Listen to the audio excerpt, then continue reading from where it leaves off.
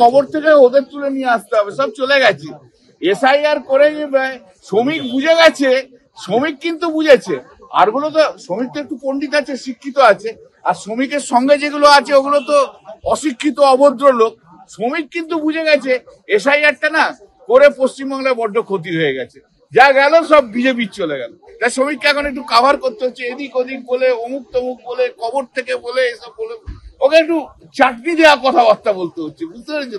কিন্তু শ্রমিকের প্রবলেমটা হচ্ছে শ্রমিক পশ্চিমবাংলাটাই চেনে না, জিওগ্রাফিটাই জানে না। আমাদের কোনোদিনই ডিপেন্ড করতে হয় না, সবই নিজস্ব ভোটার। একদিন পর্যন্ত ওরাই ভুতুরে ভোটার নিয়ে একটু আধটু করেছে। আরে যতদিন মোদি আছে ততদিন এইসব সব রয়েছে, না হলে এদেরকে সব মানে পশ্চিমবাংলায় যত বিজেপি নেতা আছে না, কুকুর ছাগলে টেনে টেনে নিয়ে চলে যায়।